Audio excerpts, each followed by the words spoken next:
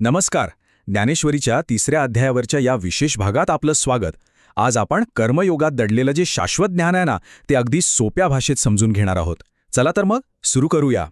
या अध्यायाची सुरुवात होते थेट कुरुक्षेत्रावर. कल्पना करा, महान योद्धा अर्जुन एका मोठ्या द्विधा मनस्थितीत उभा आहे आणि तो जो प्रश्न विचारतोय ना, तो फक्त त्याचा नाहीये. तो प्रश्न आपल्या प्रत्येकाच्या मनात कधी ना कधी कुठल्या ना कुठल्या वळणावर नक्कीच येतो. तर अर्जुनाच्या मनात एक प्रचंड गोंधळ उडालाय. तो श्रीकृष्णाला सरळ सरळ विचारतोय की हे सगळं आहे तरी काय? एका बाजूला ज्ञान आणि दुसऱ्या बाजूला कर्तव्य, यांचं नेमकं नातं काय? अर्जुनाची ही जी तळमळ आहे ना, ती खरं तर आपल्या सगळ्यांच्या मनातल्या संघर्षालाच आवाज देते, नाही का? आपल्याला अनेकदा कळत असतं की योग्य काय आहे, पण ते प्रत्यक्षात करणं, अरे बापरे, ते खूप अवघड वाटतं. हाच तो संघर्ष आहे, जाणण्यात आणि करण्यातला. आणि मग अर्जुनाच्या या गोंधळावर श्रीकृष्ण एक असं उत्तर देतात, एक अशी क्रांतिकारक संकल्पना मांडतात जी हा सगळा संघर्ष मुळापासून संपवू शकते. आणि ती संकल्पना आहे निष्काम कर्मयोग, म्हणजेच निस्वार्थ कर्माचा मार्ग. बरं, निष्काम कर्म म्हणजे नेमकं काय? चला, हे एकदम सोपं करून समजून घेऊया. मूळ कल्पना अशी आहे की कोणतंही काम करताना आपलं 100% द्यायचंय, पूर्ण समर्पणाने करायचंय, पण त्याच्या फळाची, म्हणजे मला यातून काय मिळेल याची अपेक्षा करायची नाही. ते फळ एका उच्च शक्तीला अर्पण करायचं. आणि असं केल्याने काय होतं माहितीये? परिणामांची चिंताच मिटून जाते. किती मोठं स्वातंत्र्य आहे. आणि हे तत्व किती सुंदर आहे, नाही का? आपलं सगळं लक्ष मला काय मिळणार या प्रश्नावरून हटून माझं काम काय आहे यावर येतं. विचार करा, जेव्हा असं होतं ना, तेव्हा आपलं रोजचं अगदी साधं कामसुद्धा एका पूजेसारखं, एका साधनेसारखं पवित्र होऊन जातं. आता पुढे जाऊया. श्रीकृष्ण ही संकल्पना अजून कशी विस्तारतात ते पाहू. ते सांगतात की निस्वार्थ कर्म करायचं असेल ना, तर त्याचा सर्वोत्तम मार्ग म्हणजे आपला स्वतःचा स्वभाव, आपलं स्वतःचं कर्तव्य ओळखणं आणि त्याचं पालन करणं. आणि यालाच म्हणतात स्वधर्म.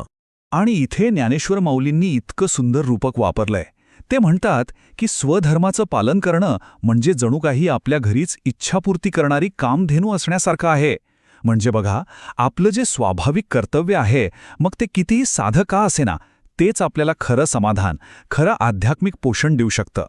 म्हणजे मुद्दा काय आहे? तर प्रामाणिकपणा. खरा मार्ग, मुक्तीचा मार्ग दुसऱ्या कोणासारखं बनण्यात नाहीये, तर आपण जे आहोत तेच अधिक प्रामाणिकपणे, अधिक परिपूर्णपणे जगण्यात आहे. आपल्या स्वधर्मातच सगळं काही आहे. पण एक मिनिट, जर हा मार्ग इतका सरळ, इतका स्पष्ट आहे, तर मग अडतं कुठे? आपल्याला नेमकं काय थांबवतं?